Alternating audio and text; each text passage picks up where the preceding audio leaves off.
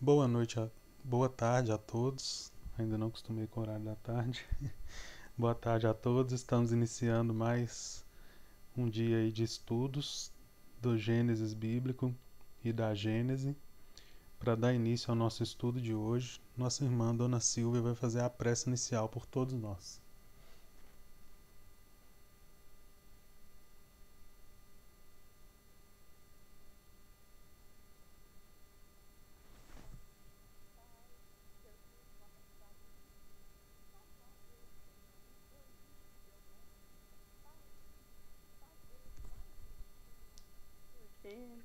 Hoje, da gente, peçamos que o Senhor possa nos ajudar, nos incluindo, para que nós possamos entender e praticar o que for passado aqui nesse estudo para todos nós. Que Jesus ampara todos nós, hoje sim, que assim seja. Assim seja. Assim seja. Gente, hoje então nós vamos iniciar o item 56 da Gênese até o item 55. Boa tarde, Marilene. Boa tarde para vocês todos. Até o item 55 Boa tarde.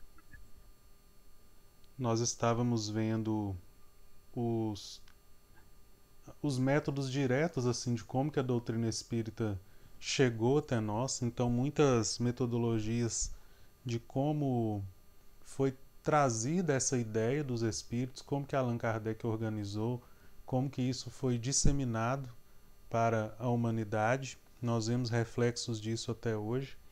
E hoje, no item 56, nós vamos começar a ver sobre aspectos relacionados à utilidade da doutrina espírita.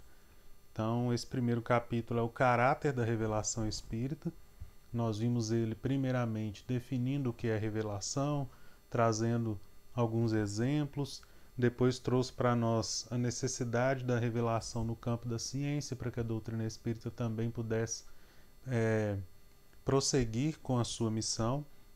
Como eu disse nos últimos itens, nós vimos muito como que a doutrina espírita chegou até nós, quais os métodos utilizados, e agora do item 56 nós vamos ver por que a doutrina espírita vir até nós, qual a utilidade da doutrina espírita. Então, vou iniciar a leitura aqui. Quem quiser fazer comentários, participar, pode ficar à vontade, só ligar o microfone ou também levantar as mãos aí, consegue na chamada aí, né? Consegue participar conosco. Boa tarde, Mariana. É a Mariana que tá ou é a Dani que tá usando?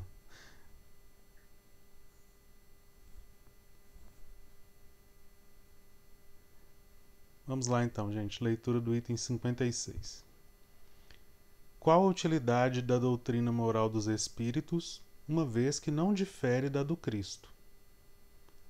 Pergunta muito inteligente, né? Se Allan Kardec sempre defende, os espíritos também defendem, que a doutrina espírita ela parte do Evangelho, ela vem tendo como o Evangelho como base, na verdade o Evangelho assim como um pilar principal e a base de tudo sendo Deus.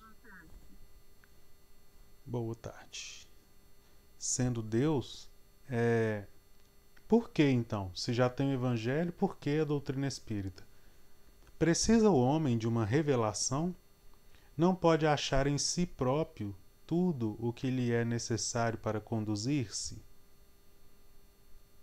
Do ponto de vista moral, é fora de dúvida que Deus outorgou ao homem um guia, dando-lhe a consciência que lhe diz: não faças a outrem o que não quererias te fizessem.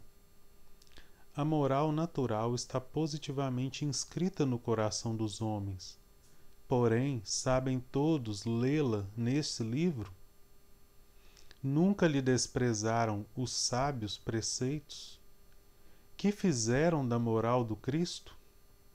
Como a praticam aqueles mesmos que a ensinam? Não se tornou ela letra morta ou bela teoria, boa para os outros e não para si? Reprovareis que um pai repita a seus filhos 10 vezes, 100 vezes as mesmas instruções, desde que eles não as sigam? Por que haveria Deus de fazer menos do que um pai de família? Por que não enviaria de tempos a tempos mensageiros especiais aos homens para lhes lembrar os deveres e reconduzi-los ao bom caminho, quando destes se afastam? Para abrir os olhos da inteligência aos que trazem fechados, assim como os homens mais adiantados enviam missionários aos selvagens e aos bárbaros? Allan Kardec faz a pergunta e já vem trazendo para nós um raciocínio, né, pessoal? Então essa pergunta, como eu disse aí, ela é bem inteligente, né? Nós temos o Evangelho, a doutrina espírita é pautada nesse Evangelho, mas mesmo assim houve essa necessidade, né? Mesmo a doutrina espírita sendo pautada no Evangelho, houve necessidade de vir a doutrina espírita. E eu acho que Kardec é muito feliz, né, quando ele traz para nós aqui os exemplos e ele compara então a mensagem da doutrina espírita ou a necessidade da doutrina espírita como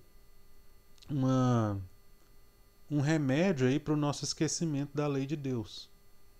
Então, por mais que a lei de Deus esteja na nossa consciência, e isso está na questão 621 do Livro dos Espíritos, quando Allan Kardec pergunta, né, aos espíritos onde está escrita a lei de Deus, e eles respondem na nossa consciência. Uma das observações que tem nessa resposta é que Deus escreve a lei na nossa consciência porque nós esquecemos dessa lei muito facilmente.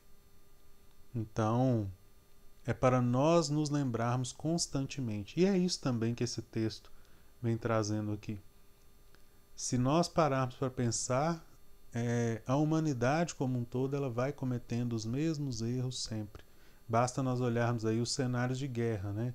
Acaba uma, começa outra, sempre pelos mesmos motivos: orgulho, ganância, egoísmo. Ninguém, e aqueles que muitas vezes entram com a prerrogativa da paz, entram também com armas e com interesses secundários. E aí conquistas de territórios, conquistas não, né?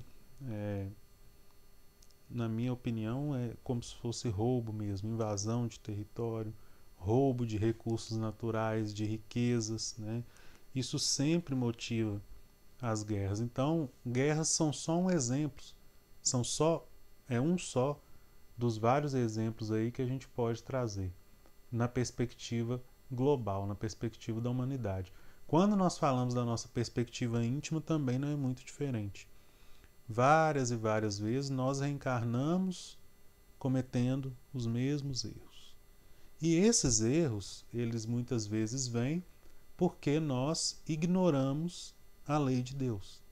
Nós esquecemos a lei de Deus. Então, nós temos essa lei gravada na nossa consciência para que de tempos em tempos nós possamos lembrar da lei de Deus. Essa é uma lei também que tem a ver com o atributo da justiça divina. Ela estar na nossa consciência faz com que o julgamento seja de acordo com a capacidade de cada um. Jesus fala isso. A quem muito é dado, muito será cobrado. A parábola dos talentos nos fala isso. Aquele, né, de acordo com a quantidade de talento, ele faz uma certa multiplicação. O que não pode fazer?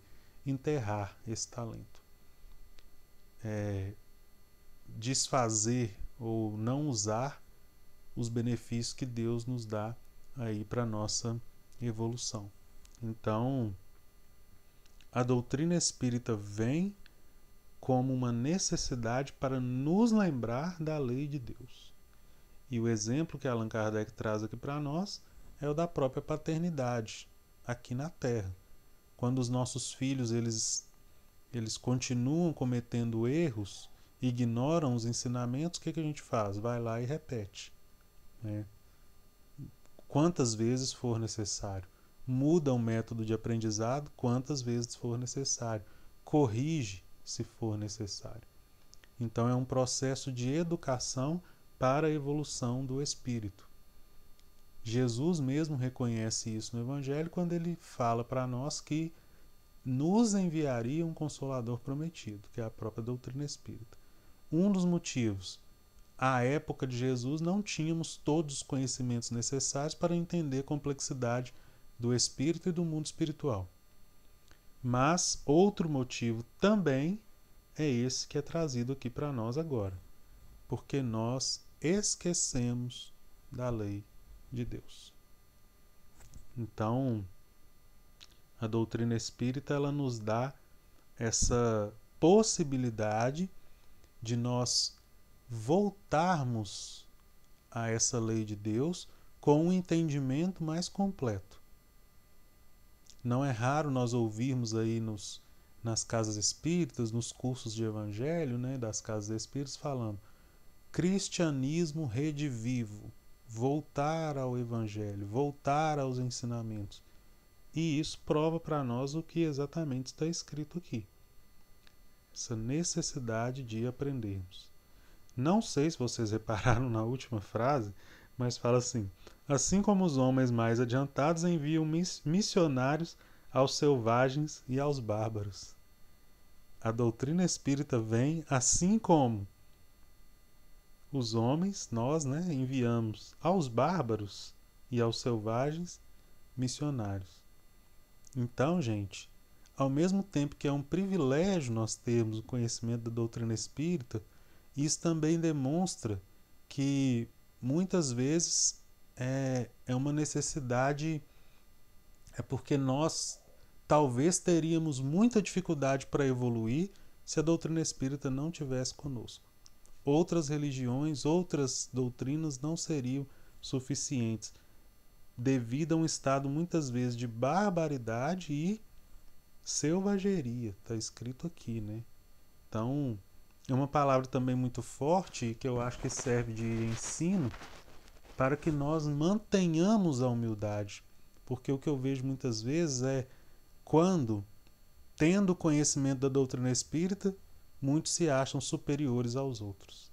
E, na verdade, muitas vezes, ter a oportunidade de estar na doutrina espírita é porque é um espírito muitas vezes tão difícil de lidar que precisa de todos os meios possíveis que Deus envia para que consiga evoluir. Então, o objetivo não é de forma alguma chamar alguém aqui ou nomear alguém como bárbaro ou selvagem, mas trazer uma ideia de que estar na doutrina espírita é bom para a nossa evolução e não para que nós nos sintamos acima dos outros e das outras religiões. Tanto que o principal é a evolução do espírito. E muitos outros espíritos conseguem evoluir sem contato com a doutrina espírita. Nós, estando no meio espírita, né, eu pelo menos penso assim: quem dera se todo mundo tivesse a oportunidade, se todo mundo fosse espírita. Quem dera. Mas ao mesmo tempo nós temos que lembrar que cada um tem seu tempo. Assim como Cristo não pôde trazer a doutrina espírita naquele momento, tem muitos espíritos ainda que não estão no patamar, na condição necessária para entender os conceitos da doutrina espírita. Mas nem por isso eles estão desamparados. Nem por isso, né? Tem outras várias ferramentas para auxiliar nessa evolução. Diga, Dani. Oi, Tiago, você falou aí, eu lembrando aqui de um caso do Chico, né? Que a mulher foi procurá-lo porque diz que o único defeito do marido é que ele não era espírita. Aí o Chico questiona ela, mas né, como que ele é? Ela fala que ele é bom pai, bom marido, bom trabalhador, bom isso, bom aquilo. O problema dele é que ele não era espírita. E que o Chico responde que, ele nem precisava, né? Uhum. Porque o objetivo de se ser espírita é conquistar esses valores aí, né? Ele já tinha. Sim, exatamente. Ótimo exemplo, né? Então, é uma necessidade muito íntima, né, gente? E o Chico, ele sabia, né? trazer aí ele entendia, né? Isso que nós estamos comentando aqui. Eliana, boa tarde. Boa tarde, pessoal. Vamos continuar aqui então, pessoal. A moral que os espíritos ensinam é a do Cristo. Oi, dona Silvia. Tiago, Dona falou isso aqui, eu lembrando uma vez que eu estava no estudo e a gente conversando, né? E tudo, esse negócio de você falou de privilégio, né? E a gente, muitas vezes, a gente acha que a gente é melhor do que o outro, realmente. Que nós, eu já tenho um entendimento, não sei o que, não sei o que. Aí eu brincando, eu nem falei assim, não, eu só brinquei. Eu falei, Deus me livre de mim se eu não tivesse no espiritismo. Eu sou terrível. Eu falei, de verdade. Eu não estava brincando, não. Eu falei, eu sou terrível. Eu ia ser maledicente, fofoqueira. Porque a doutrina, para mim, ela me freia, porque muitas vezes eu estou pensando alguma coisa negativa. Eu digo, nossa, coisa feia, você estava no estudo, você sabe, você tem que dar exemplo, tá entendendo? Aí eu fui e comentei isso com a outra pessoa, aí riu, e eu falei, eu acho que dentro da doutrina espírita tem nega ali, meu filho, se saísse fora daquilo ali, ia ser umas verdadeiras bruxas.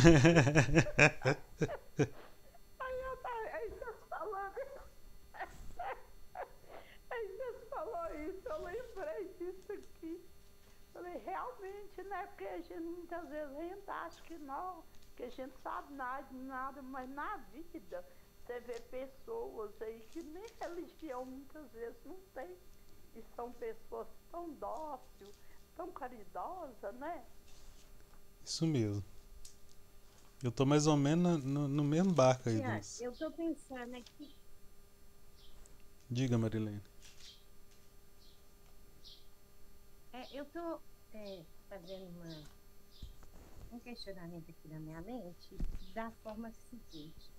E ele fez essas afirmativas em forma de um questionário, não é isso? Ele afirmou tudo que a gente já tinha em mente e questionando, né? Acho que foi uma pergunta. Aí a gente não obteve a resposta não, mas o que me deixou pensando que essas pontuações, esse questionário dele, foi quando ele psicografou esse livro, né? Não é isso? Esse livro aqui, ele é um compilado de informações, né? Ele não é um livro propriamente, assim, psicografado, não. A Gênese... Mas na época, foi a época de Allan Kardec. Sim. Então, naquela época, a mentalidade ainda tinha muitas limitações, né? Porque hoje a gente já tem assim, devido às reencarnações, a gente já tem uma visão mais ampla de todos esses questionamentos, não é isso? Também. Mas se a gente for parar para pensar, tem pouco tempo, né, Marilene? Principalmente falando de reencarnação, pode ter espírito dessa época lá de Allan Kardec que nem reencarnou de novo, né? Isso aqui... Porque, assim, parece que tudo que ele está falando aqui é dos dias de hoje, mas já foi como você disse, escrito há mais tempo, né? Sim. Aí eu fico imaginando que a nossa mentalidade ainda não está tão avançada como a gente acha que seja, né? Sim, essas palavras, né, da Gênese aqui, como você disse, elas encaixam sim para nossa realidade, né? Parece que foi escrito ontem para a gente estudar. Ela encaixa exatamente por causa do que está escrito aqui, porque a gente fica muitas vezes errando na mesma coisa. Então era como se a gente não vou dizer parar, né? Porque em cada reencarnação, pelo menos um pouquinho, a gente caminha. Mas caminha muito lentamente. Então, tem essa necessidade, né? Da gente ser relembrado. E aí, a doutrina espírita ela vem para nos relembrar de uma forma mais lúcida. Então, esse exemplo que Dona Silvia deu aí, né, um exemplo pessoal, ele é bacana porque eu, por exemplo, eu sou muito cético, não é em tudo assim que eu acredito.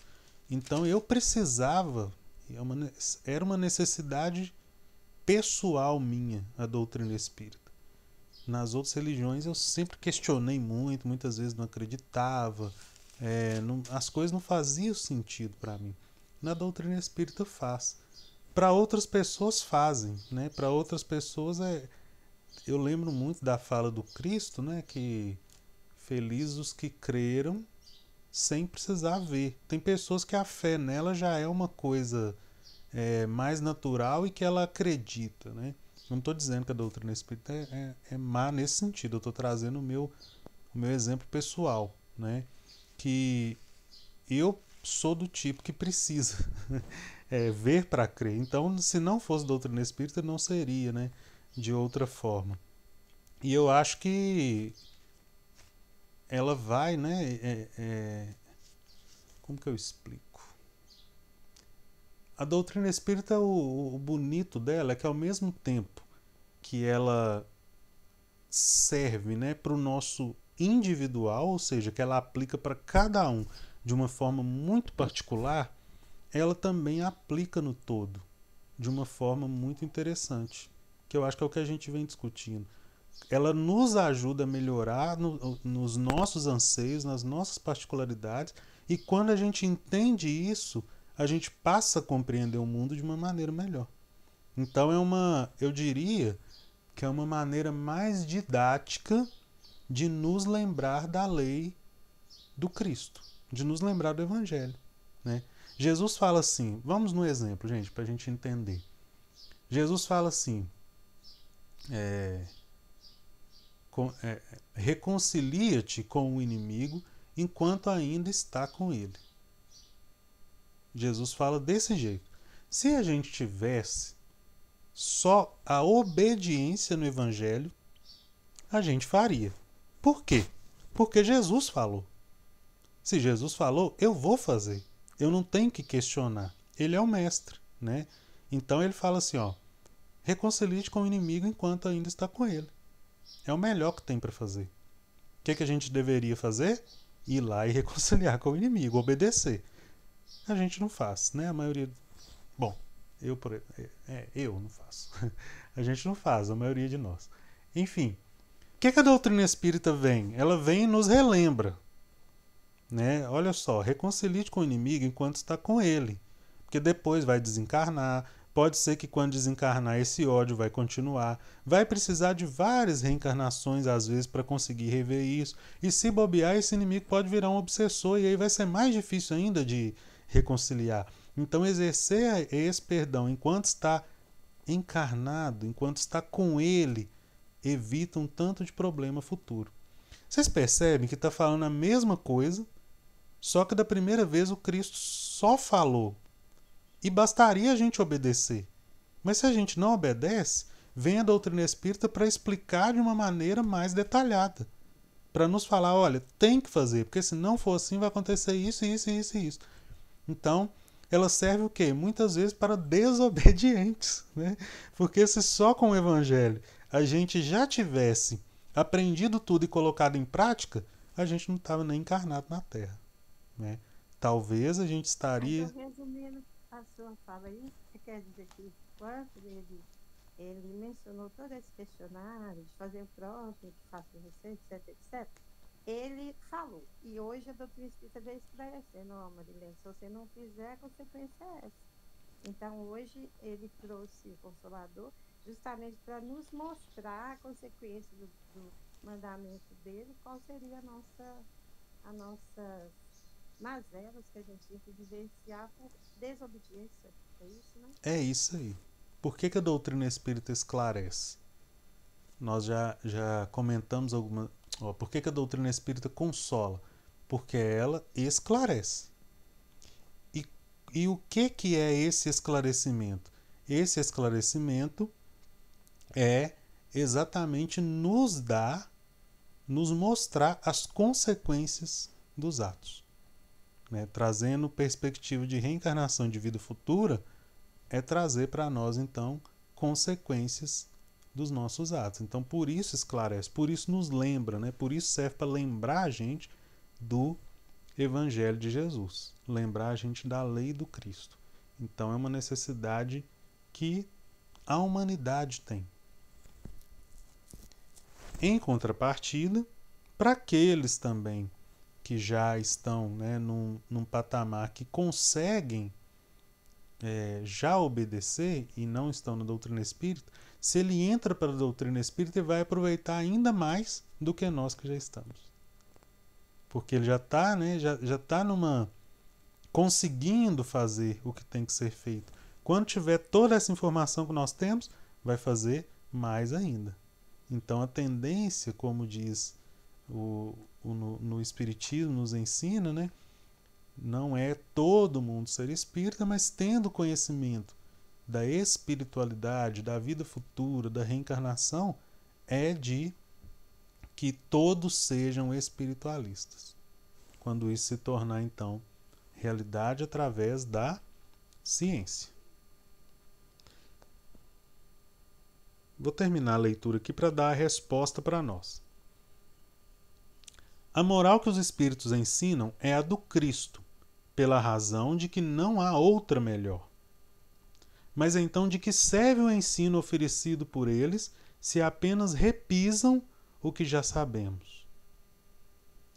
Outro tanto se poderia dizer da moral do Cristo, já que era ensinada por Sócrates e Platão 500 anos antes e em termos quase idênticos.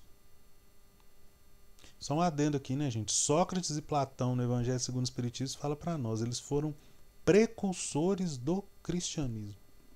Já traziam ideias do cristianismo. Tá? Filósofos. Então, ciência e religião sempre caminharam juntas.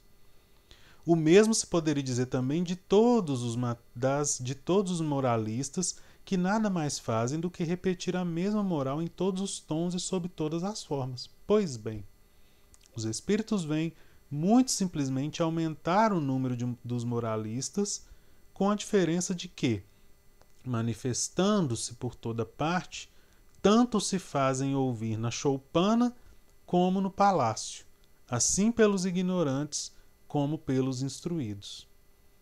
O que o ensino dos espíritos acrescenta à moral do Cristo é o conhecimento dos princípios que regem as relações entre os mortos e os vivos, princípios que completam as noções vagas que se tinha da alma, de seu passado e de seu futuro, dando por sanção à doutrina cristã as próprias leis da natureza.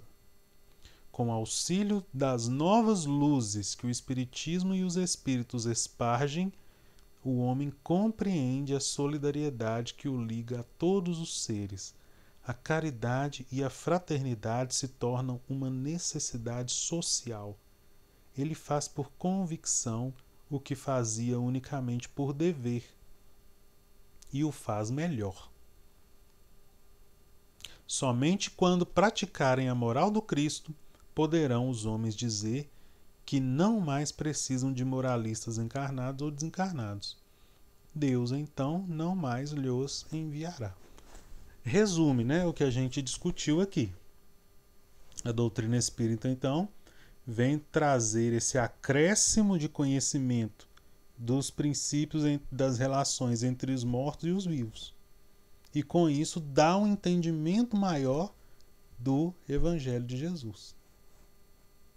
E tendo esse entendimento maior, sabendo as consequências dos nossos atos, a gente faz, né, ou deveríamos fazer o que tem que ser feito. De uma forma consciente. Porque nós falamos, né, gente, daqueles que já obedecem e fazem o que o Cristo manda. Mas tem muitos também que não têm consciência do que está escrito no Evangelho e também não tem capacidade, né, sem ter ciência do que está sendo falado, ele não tem capacidade de agir.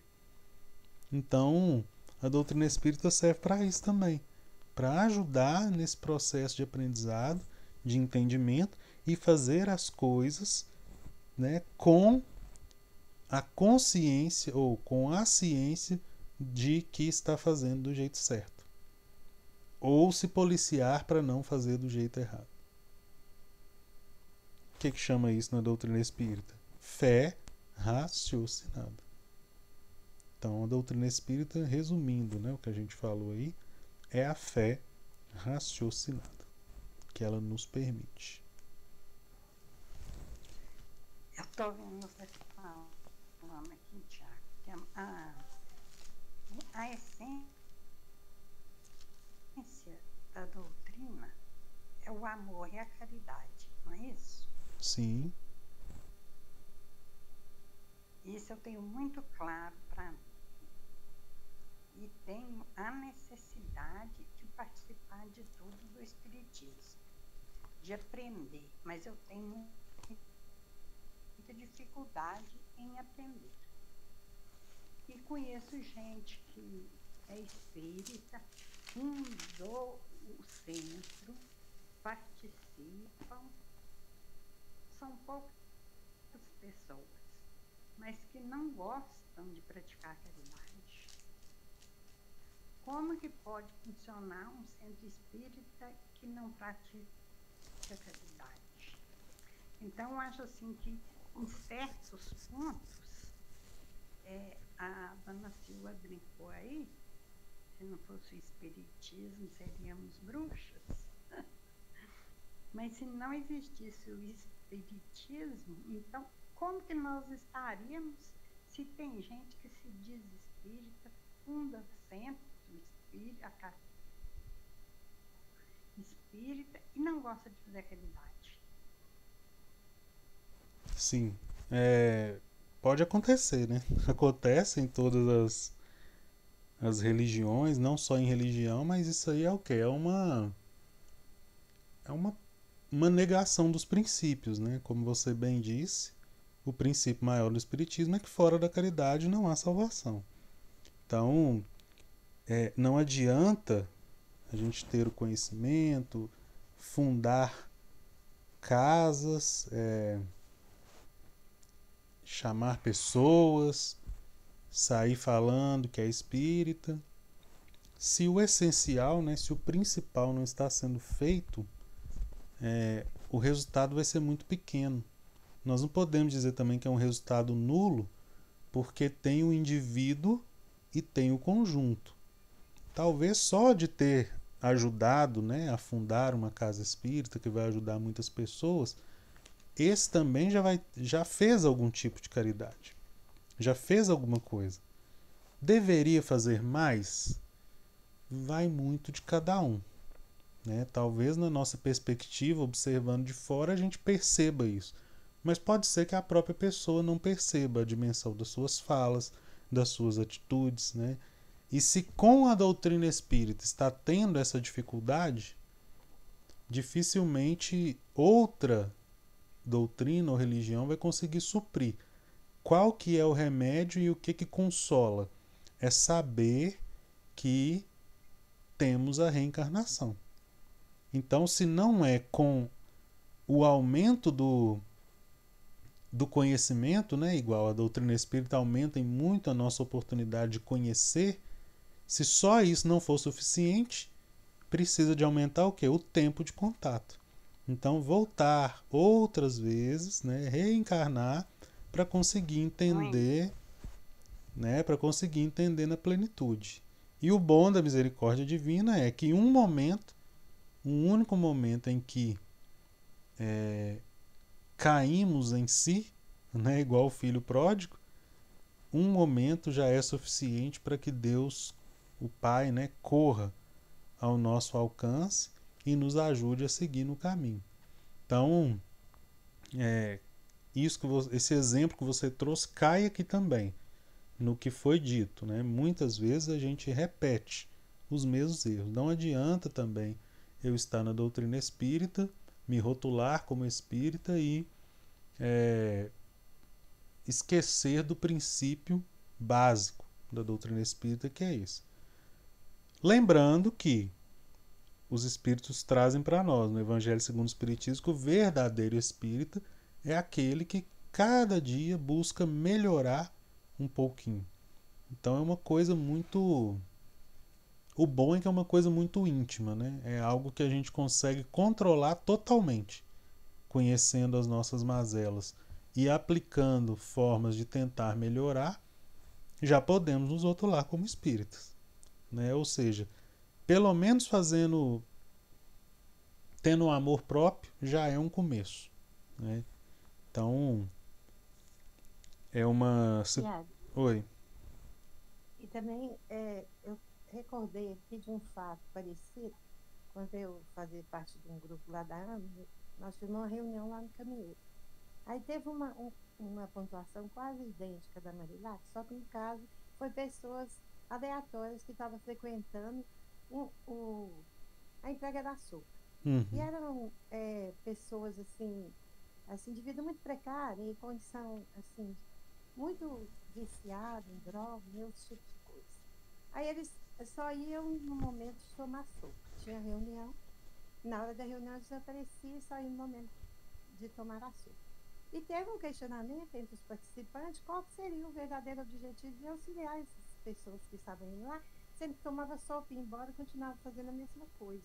E teve um relato lá que eu achei bastante interessante, que um participante falou assim, olha gente, a gente não tem condições de entender a dimensão da espiritualidade que coordena o trabalho. Muitas vezes, no momento que eles estão tomando a sopa ali, indiferente dos atos que eles cometem lá fora, pode estar trabalhando até no psiquismo dele uma forma de ir infiltrando na mente deles ideias inovadas, como o evangelho, etc e tal. Uhum. Porque muitas vezes a gente troca, então coloca a sopa antes, depois do evangelho. Eles não iam. Se colocasse a sopa, eles também não ficariam. Mas no momento que eles estão lá dentro da casa espírita, nós não temos condições de ver a dimensão do trabalho espiritual. Aí veio isso na minha mente, assim, muito impressionante que você falou aí junto com a Marilac, porque muitas vezes a pessoa está ali e tem muitas dificuldades, como todos nós temos, mas a espiritualidade vai trabalhando, né? Sim, tem essa possibilidade também, né? De acontecer nos bastidores espirituais. E acontece muito, né, gente? Acontece muito. Então, o bom de tudo, né, é que Deus, se a gente que é com a nossa paternidade e maternidade terrena, que muitas vezes é falha, a gente insiste, né, para o bem dos nossos filhos, Deus que é perfeito, ele nunca vai desistir, né? Então, por mais que a gente tente estragar a nossa vida, a nossa reencarnação, né, Deus sempre vai dar um jeitinho de nos ajudar. É o princípio da misericórdia, né? Ele é infinitamente misericordioso, infinitamente bom. Então, estamos amparados por isso também. Gente, vamos para o nosso Gênesis, então. Capítulo 4 do Gênesis. Versículos 8 a 12. Nós já começamos a falar desse versículo 8 a 12. O versículo 8 é o que Caim chama o seu irmão Abel para o campo. Nós começamos a discutimos com alguns detalhes isso na semana passada.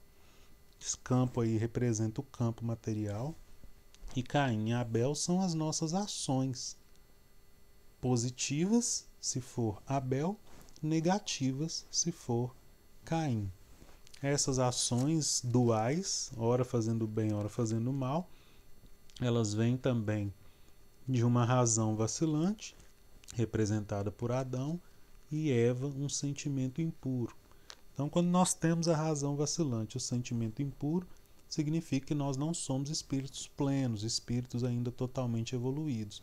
Por isso, as nossas ações, frutos, né, os filhos dessa razão e desse sentimento aí que não são completamente evoluídos, ora são filhos ou ações positivas, ora ações negativas.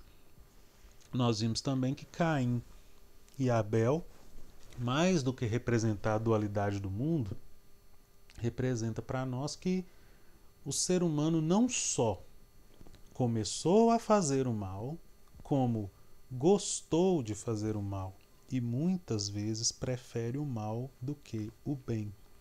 A humanidade, né? Prova disso. estamos num mundo de provas e expiações.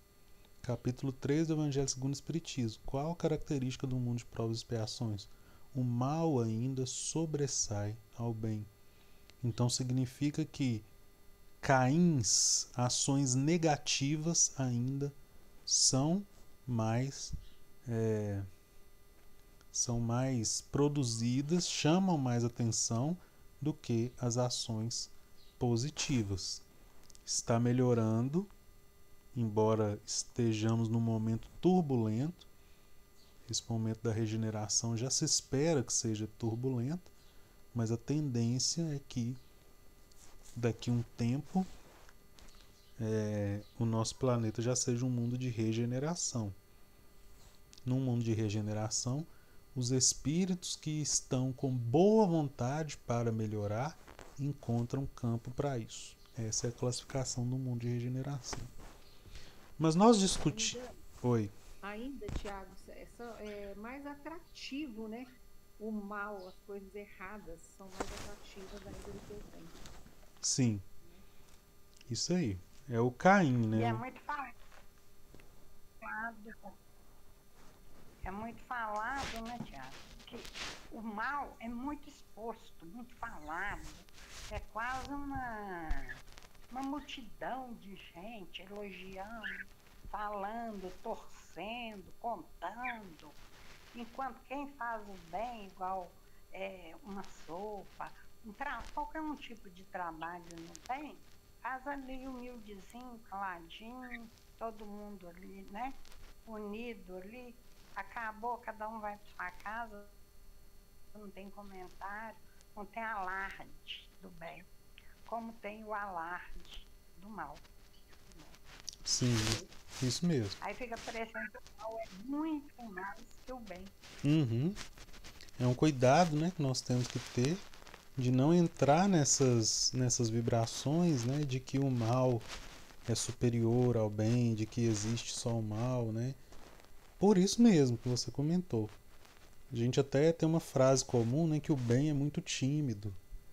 Às vezes até na campanha do quilo a gente vai lá e pede a coisa e nem fala que é do centro espírita, a gente só pede o alimento, né? Então tem muito disso. Mas a gente tem que se policiar também, e é uma responsabilidade nossa no espiritismo também, que esse bem chegue, né, de alguma forma. Primeiro no lar, né, e depois externamente. Até para começar já a mudar essa ideia aí de que tá tudo muito ruim, né? Porque é muito fácil da gente cair nessas ideias. Inclusive, os veículos de comunicação, eles noticiam o mal. Somente. Dificilmente a gente vê uma notícia boa. Quando a gente vê, a gente fica até emocionado. Parece que é algo assim tão raro, né? Por quê? Porque não é noticiado também. E por que não é noticiado? Porque não dá audiência, né? Coloca lá uma missa para passar no mesmo horário de um jornal daqueles de notícia ruim e ver lá qual que tem mais audiência. Muitas vezes pode ser uma coisa da religião, não chama atenção tanto quanto essas coisas negativas. Mas o Caim, então, gente, é esse. Tiago, Oi, dona Cília. apesar de que a gente fala isso, mas você falando e eu pensando aqui, eu acredito que tem mais bem do que mal. Porque se tivesse mais mal do que bem, a gente, como se diz, o trabalho do Cristo não era feito, entendeu? Então tem mais bem do que mal. E outra coisa, o bem supera com muita força em cima do mal ali, entendeu? Porque vamos supor que tem mais mal do que bem, mas então quer dizer que o bem é forte demais para estar resistindo a esse tanto de mal. E eu não vejo a vida assim, não. Eu acho que tem mais bem do que mal. Porque na vida da gente, eu fico olhando minha vida no dia a dia.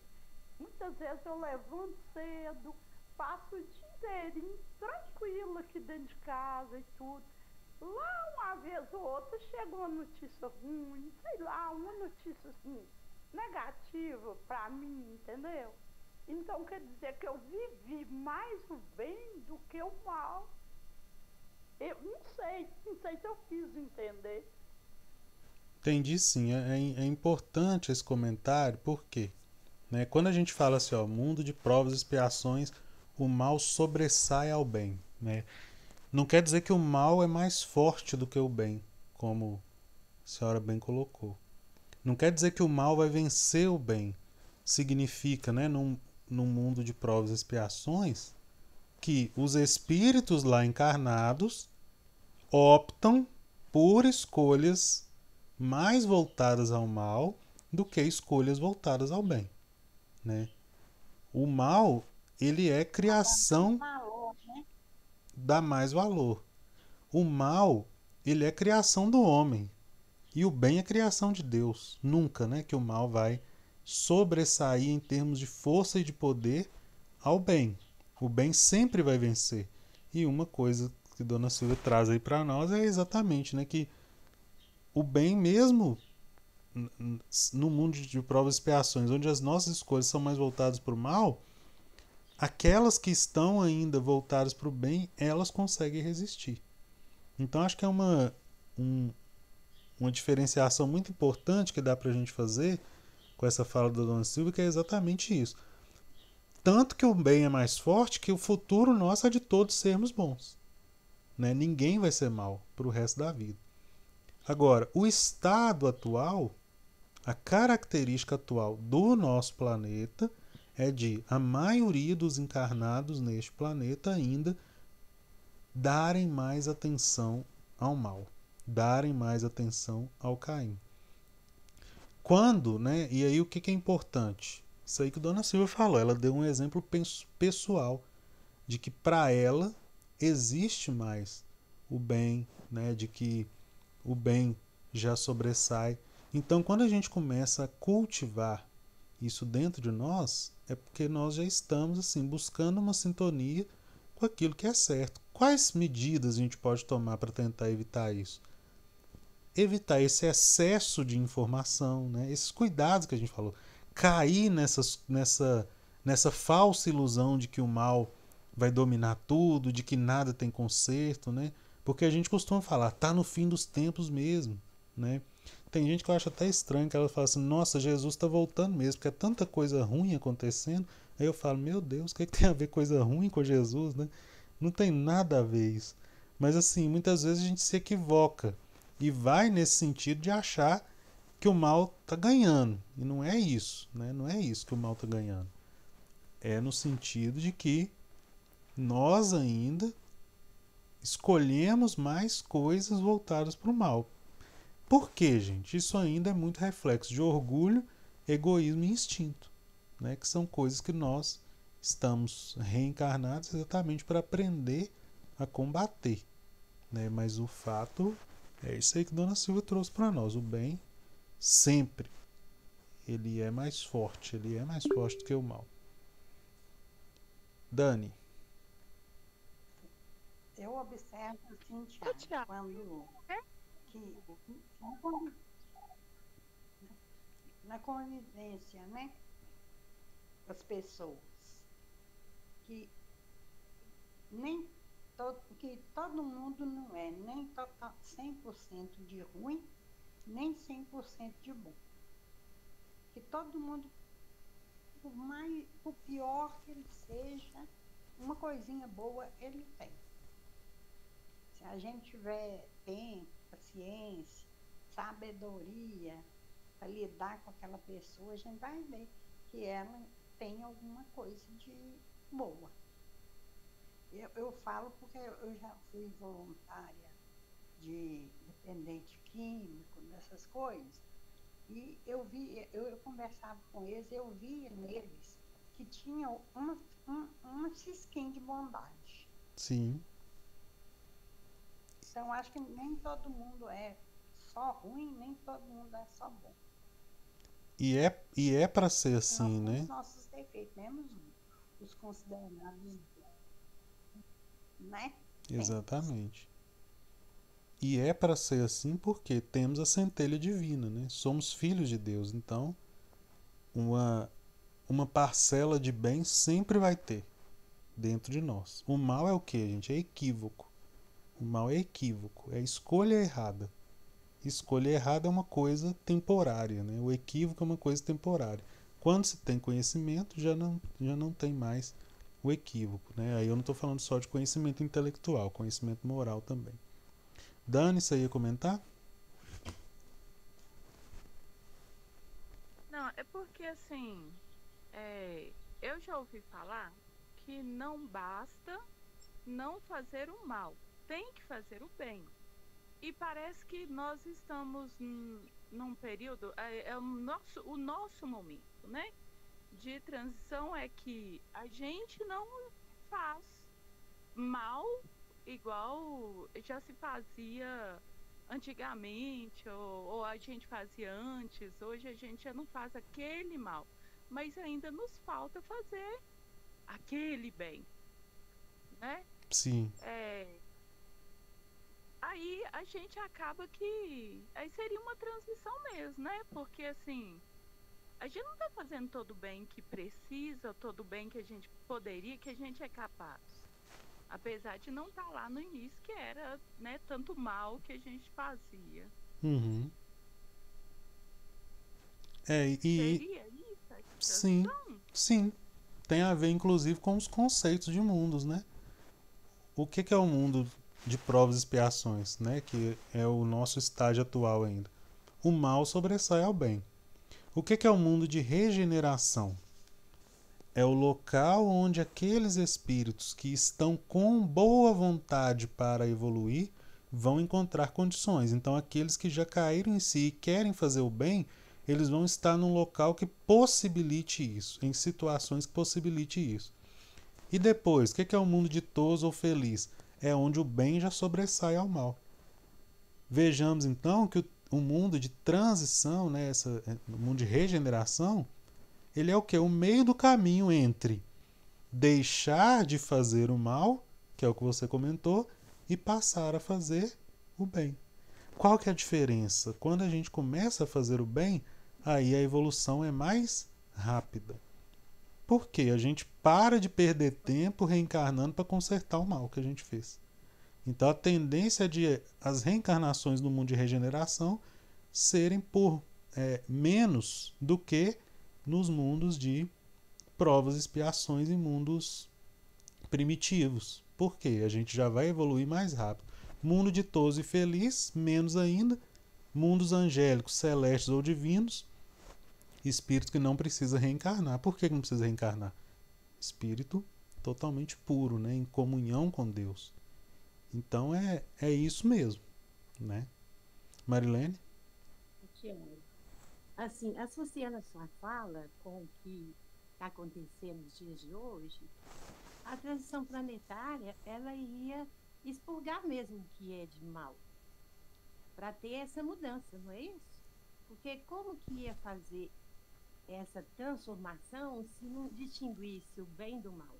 Porque às vezes a gente pensa que tem muita coisa ruim acontecendo, mas ainda são aqueles espíritos mais endurecidos, ou seja, nós também, que estão expurgando o que é de ruim, para que a gente. É como se você estivesse limpando uma casa, você pondo tudo que é que não vale a pena para fora e limpando, trazendo as coisas boas. Acho que é mais ou menos isso que faz a gente pensar que o mal tá prevalecendo e está acontecendo. Realmente a gente não é 100% bom nem 100% mal, às vezes a gente também não faz ainda. Mas só da gente, igual você falou, de a gente estar reconhecendo o que é mal e não caminhar por esse caminho, já é rumo a essa evolução que é tão esperada por todos nós, né? E outra coisa, né? Além, por que a gente vê muito o mal, né? Muitas vezes sobressaindo. É característico, gente, do mundo nesse período de transição que seja a última hora, né? Para muitos espíritos. Então a parábola lá dos trabalhadores da última hora É como se o dono da vinha tivesse chamando, falando assim, ó, vamos lá trabalhar comigo. Então tem espírito que está reencarnando há muito tempo, dando ali passo a passo, já reencarnando, tentando melhorar. Tem outros mais endurecidos que são pegos no laço e falam assim, olha, é a última hora, é a última chance. Quem sabe, mesmo com todas as reencarnações equivocadas que você teve, nessa agora você não consiga se habilitar para um mundo de regeneração. Então vem espíritos de todos os tipos, muitas vezes mais endurecidos, outros ainda muito corrompidos pelo mal, para ter uma última chance. Qual que é o problema? Muitas vezes não consegue aproveitar a oportunidade, comete os mesmos erros, repete os mesmos erros, atrocidades, coisas bárbaras, selvagens, né, acontecendo, porque não entendeu que estava lhe sendo dada uma última chance. E aí, na transição, tem essa separação, né? Aí já é outro evangelho. Separar o joio do trigo, né? Porque no mundo de regeneração é o que a gente comentou. Não são espíritos ainda puros, mas já são espíritos mais tendenciosos a fazer o bem. Tendenciosos a querer melhorar. É essa que é a característica. Gente, como deu 15 horas, eu coloquei lá para a gente ler Marcos capítulo 8, versículos 35 a 37. Prepare então essa leitura para o próximo estudo, tá? Para a gente discutir. Porque aí nós vamos falar do capítulo 8, né? Que o Caim leva o Abel para o campo, nós já começamos a falar disso, que é o quê? Quando a gente traz para as coisas materiais aquilo que é espiritual. E lá em Marcos é aquela famosa frase de Jesus assim, de que vale ganhar o mundo inteiro e perder a sua alma. Então nós vamos conciliar essas duas passagens, tá? Se puderem então preparar para a gente discutir isso no outro estudo. Mais alguém quer comentar alguma coisa do que nós falamos hoje? Antes da nossa prece final. Vou então finalizar agradecendo a Deus a oportunidade, aos benfeitores amigos que nos acompanharam, que nos auxiliaram com conhecimento, que nos ajudaram mais uma vez a ter bom ânimo, boa vontade e fé para estarmos aqui. Senhor, que a sua santa e bendita paz continue conosco nos nossos lares, na nossa convivência em família, em sociedade. Abençoe todos, inclusive aqueles que não puderam participar.